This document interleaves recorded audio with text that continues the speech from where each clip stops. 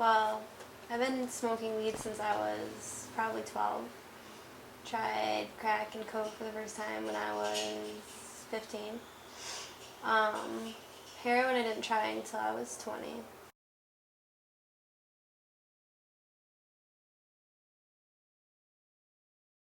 He went to jail for selling drugs, and I took over his spot.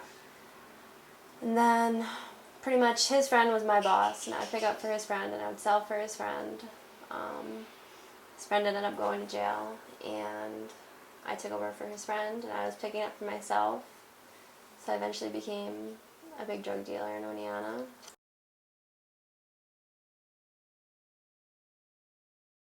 You know, the more I sold, the more I used. I was probably going through about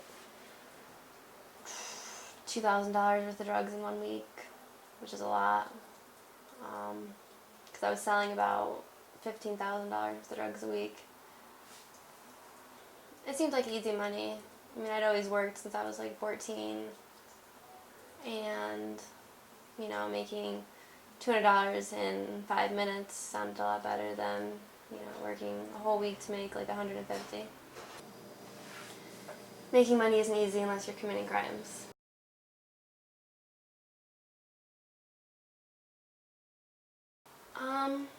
I had no idea that they were on my trail until they kicked in my door.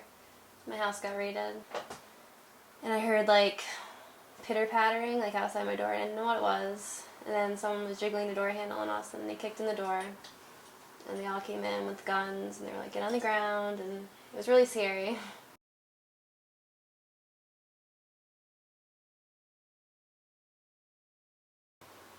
I was kind of sick of the lifestyle. Like, I was scared, you know, that I was gonna die. Your body's telling you that you need it, like you're getting like physically sick and mentally, like you just think that you need to do it. You know, you don't want to go through the sickness. But after I got arrested, I couldn't use as much as I used to because I wasn't selling anymore. So it was different then because it wasn't like at my disposal all the time. I had to wake up, you know, call like 20 different people to find a bag, and that whole time like you're waiting to get a bag, like you're sick and you know you don't feel good and you don't want to get out of bed, but you have to because you have to go find that. I would call my mom every night and let her know that I was okay, so I don't think it really had an impact on her until I actually went away and she actually thought about, like, you know, I could have been dead. You know, I've overdosed twice. I think the second time I almost did die. So, you know, I'm lucky to be here.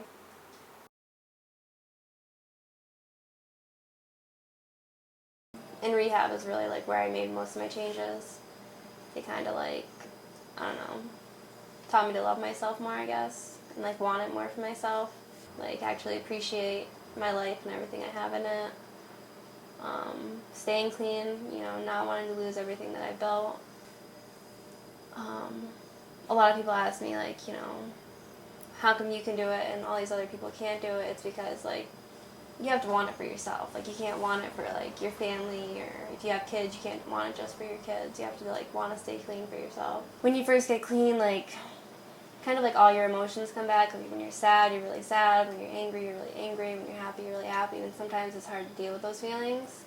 And I think that's, like, why a lot of people go back is because, you know, you get upset about something. You know, your initial reaction when you're an addict is to go get high. You don't want to feel it. You have to learn different ways, like tools to deal with it.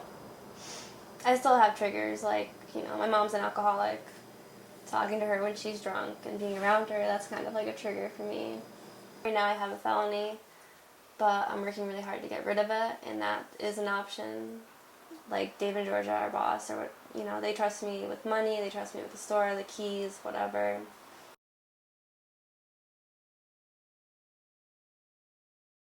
Well, I oversee, you know, my shifts. I make sure everybody gets their breaks, you know. I collect the money. I make sure, you know, that things are running smoothly.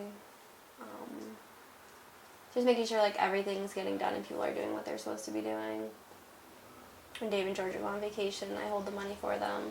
I'm actually, you know, I'm really, it makes me really happy that they do trust me, you know, because it just shows that I've proven myself to them, that I can be a trustworthy person regardless of my past.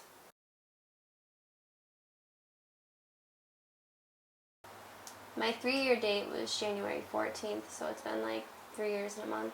Oh, wow. Are you proud of that? I am. I think I appreciate life a little more. You know, I appreciate freedom a lot more. Just like little things a lot more. Like, even being like bored. Like, sometimes I'm so bored, and then I remember like sitting in jail and being like even boreder, and you know, it kind of makes it a little better. I think I'm not going to say all addicts, but a lot of addicts are really smart and they're good people. And once you start using, it kind of changes who you are. Like, I was a different person. Like, I didn't care about anybody. You know, like, I'd probably rob my own mother if I, you know, had the chance. Like, would you do anything different? No. Do it. Not even the using and selling. Like, I'd go through it all again.